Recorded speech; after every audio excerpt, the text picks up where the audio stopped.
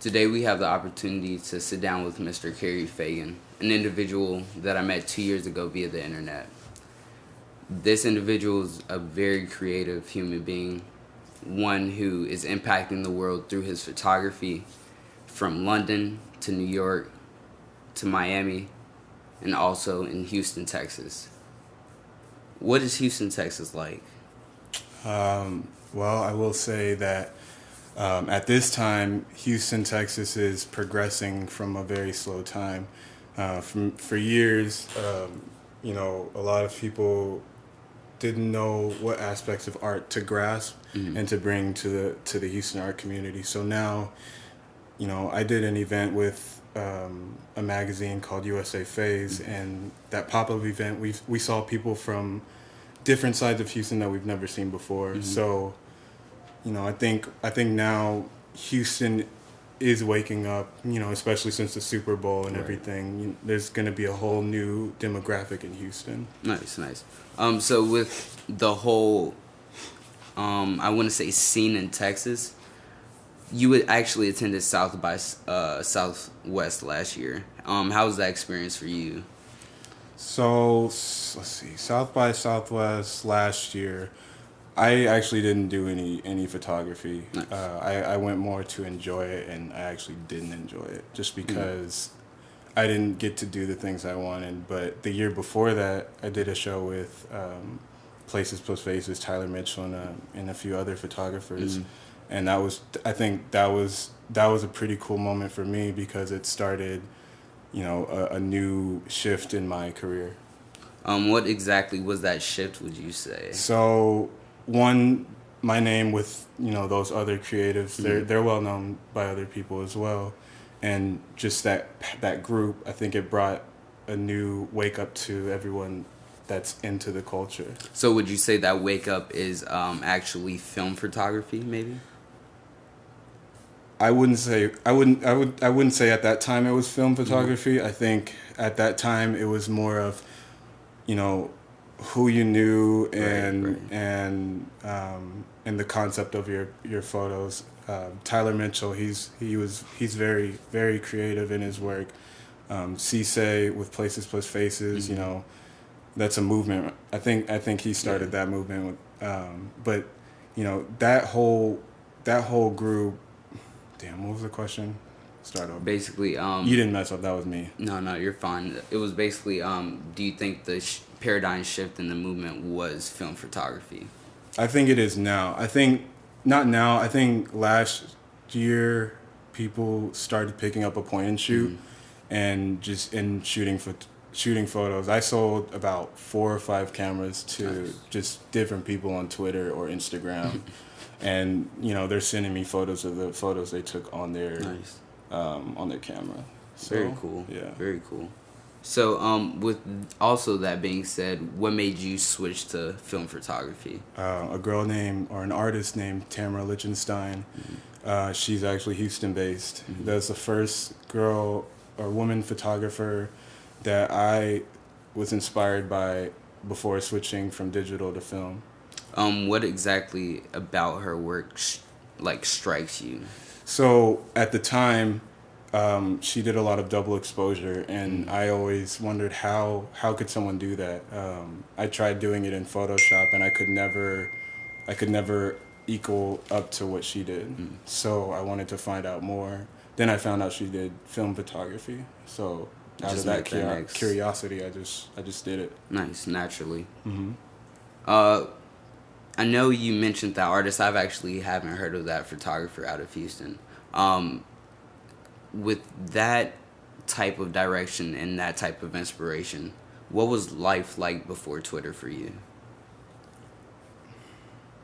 For me, I think before Twitter became a thing, I think Instagram was more important, and learning algorithms and everything with the times we post and stuff. That prepared me for Twitter. So I keep saying so much. Can we can y'all edit this, right? Yeah. Cool. Let's ask me that question again. So do you? Nah, I'm gonna actually. Or we can go to another one. Come into the whole thing. So with you actually speaking of your inspiration, Tamara, correct? She's actually from Houston. I would assume that she may not have a Twitter. She has one. Oh, okay, cool. Yeah. So what was life like actually for you before Twitter? Okay, Tumblr. That's what life was like. All Nice. I did was look on Tumblr and Same. and try to get inspired. Now I look at Pinterest. Ooh, really? Whoever uses Pinterest, I know it sounds weird, but that shit is very inspirational. Do you look at any of the food too? I do 'Cause look the at food looks food bomb. recipes. Yeah, it looks very bomb. I actually do look at that. What age do you feel like right now? Why? 30. Mentally, I feel 30. Physically, I feel 26.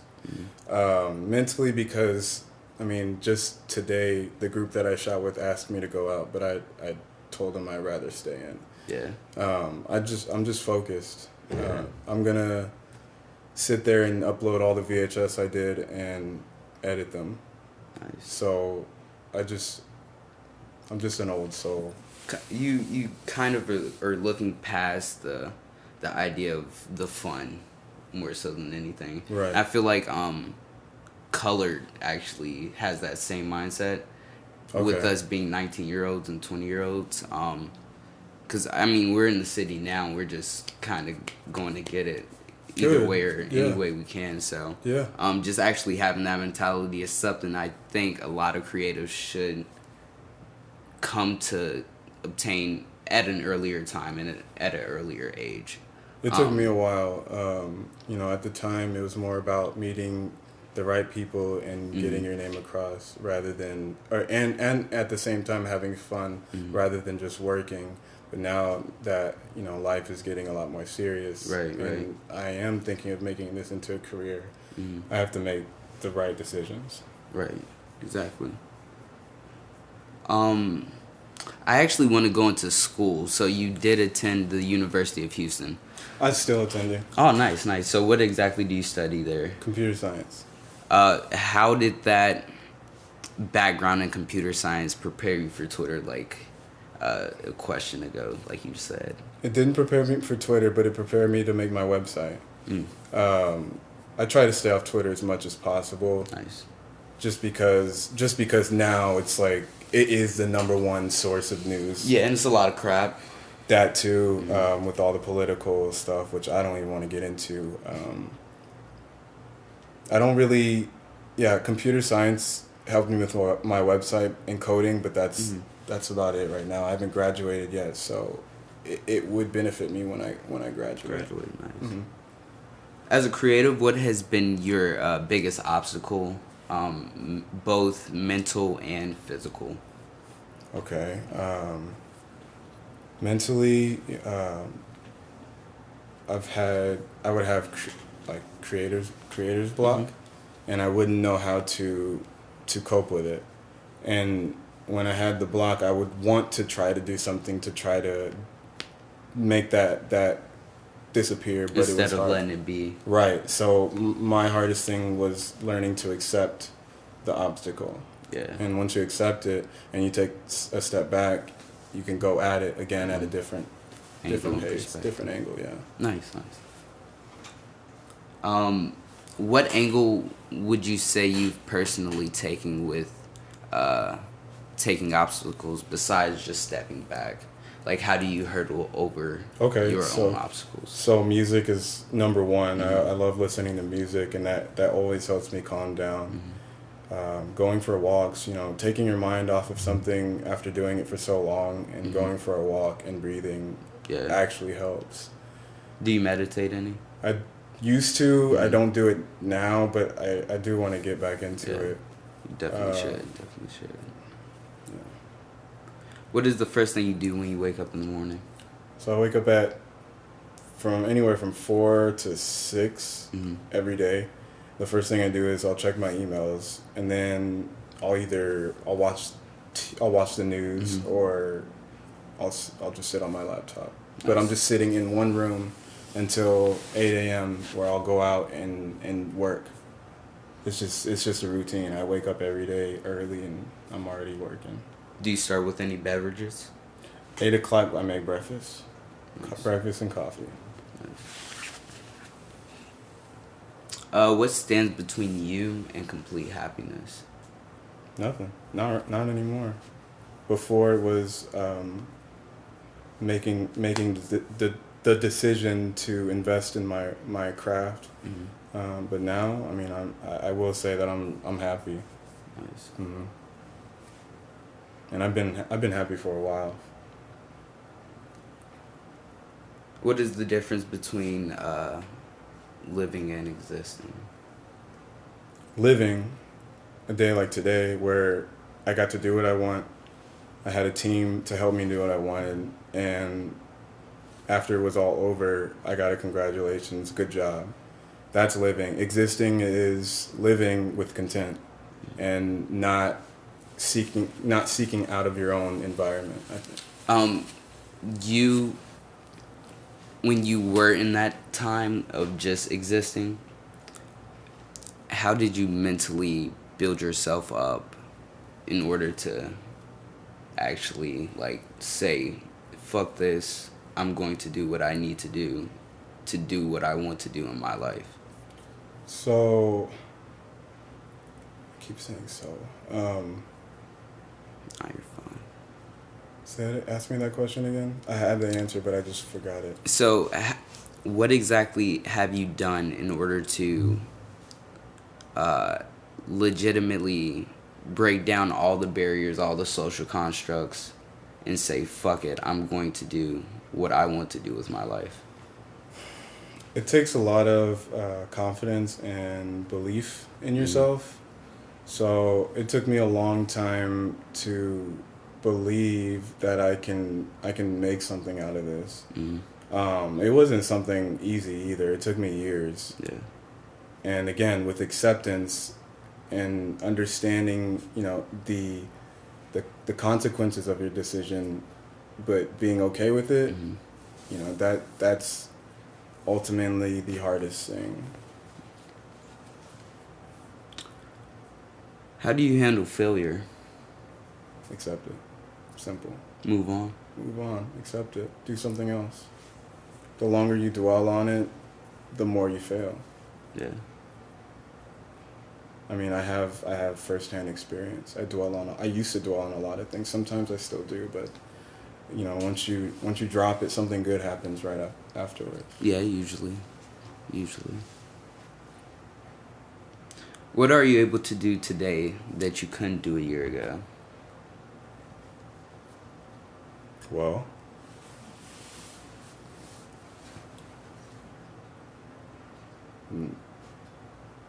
the last year I did the same thing. I went to LA though instead, and then when I came back, I went to New York. So it's been the same. LA or New York? For me, LA, because New York is way too fast. LA is a lot more slower. Yeah. I'm a slow person. I'm really relaxed. Feel that. Has reading a book ever changed your life? Which one and why?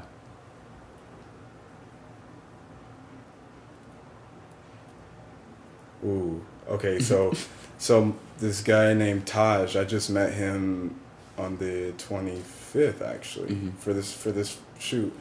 It's funny, he had a book, and he forgot something at this apartment, and when he came back, he had forgot his book. I went to give it to him, but then he gave it back to me, and he said, "Here, you can have this book. Don't take it personal." The name of the book is "Don't Take It Personal," and what that book is about is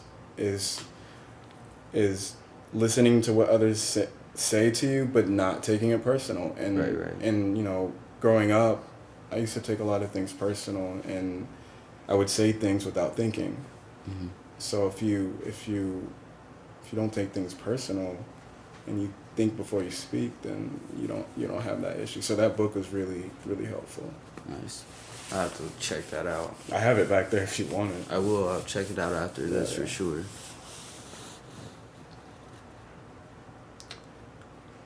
What have you given up on? That's a good question. What have you given up on?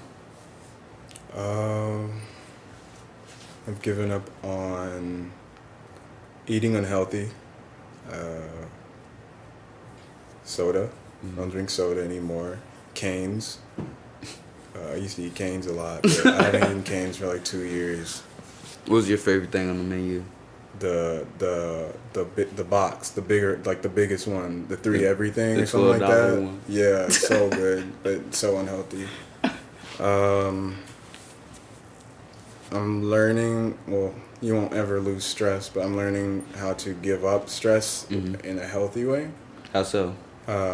Just by taking a step back, Okay. breathing, doing something to manage it. Take your mind off. Yeah, exactly. Yeah. Describe yourself without using any attributes given by society. Unusual. Yeah. Why unusual? Sometimes I just do things the hard way. Sometimes I do things that don't make sense, but then they end up making sense. Do you do that with photography a lot? Unusual. How do your childhood dreams line up with your current reality? I'm living it. When I was in elementary school, I told a group of kids in the daycare that I wanted to be someone special one day. I said that once and everyone laughed at me. And now I'm here today. Special as fuck, honestly. Are you going to London this year or Europe? I want to. That's in the works. There's a lot of planning. I mean, it's only been January and there's already been so many things. I already have 8 publishings and I'm gonna I have a show coming up this summer, and then I actually have a live streaming thing going on next month. I did see that. Where's that taking place? Austin, Texas? Okay. And who's that with, by the way? Shadow Studios. I don't know all the details, but I'll put them out as soon as I get them. Probably when I go back home. Okay. Do you remember the first time you felt proud of your work, and what piece was it? There was a series I did, or let's see. That was 2 years ago. Let's talk about something now.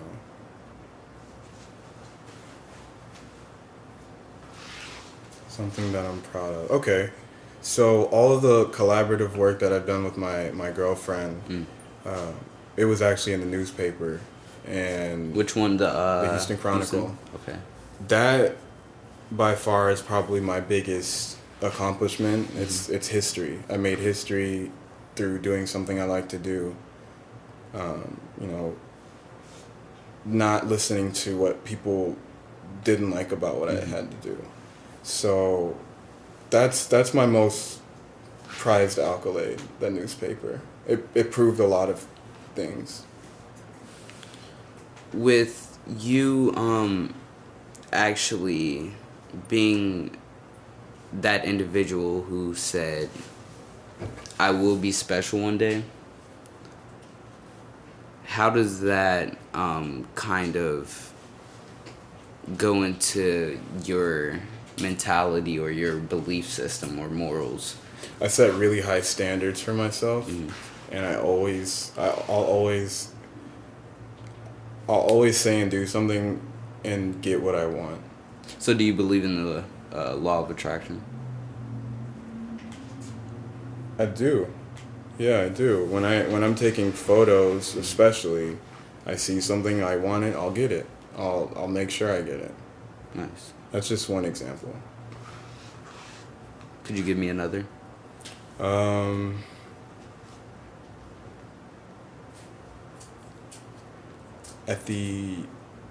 Last year in October, I told my girlfriend that I wanted to reach out to galleries, to fine art galleries, and this New York trip, I was actually supposed to be signed. I'm supposed to be visiting a gallery for being signed or represented.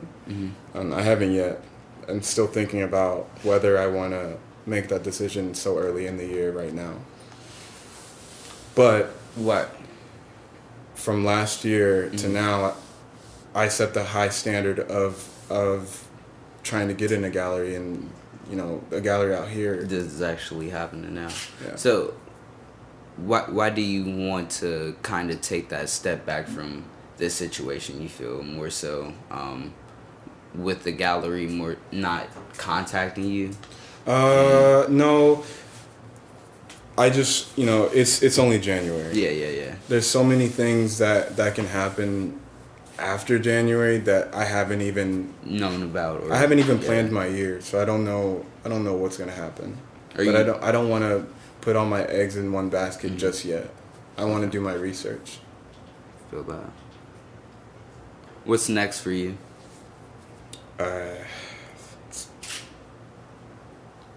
February 16th through the 18th, the whole live streaming event. I think that's going to be really cool. I'm going to be working with 3 or 4 separate groups of creatives, building a project from scratch, but streaming it. I think That's crazy. that whole, Frank Ocean did it, but now bringing it into a different avenue of photographers and different creatives. I think that's going to influence others to do things like this. I like the learn by doing aspect of that, because I mean, you literally will not be capable of doing anything unless you just have to do it. I feel like when you were speaking about the law of attraction, that's literally how photography is. Exactly, yeah, because if you don't get what you want, you won't have the right shots. Exactly. Then what are you doing? Wasting time. How has love shaped your medium over this past year? So when I said that whole statement about being happy, love brought a happiness to me, my craft, and every aspect of my life, and it helps. It really motivates you to want to do more. How long have you been Just a year. dating? Nice. How do you love, and what is love? Love is very confusing, but it really changes you once you run into it. I can't explain how, because I'm currently going through those changes, but they're all good. I'll probably know later when I have some time to sit down. But it's motivated me a lot. Like last year itself, it changed. What's next for you? He already asked that. I did. Didn't he ask that? Okay, bad. Yeah, he asked that. We good then. Yeah. That's it? Yeah. Cool. That wasn't bad. That was fun. Thank you.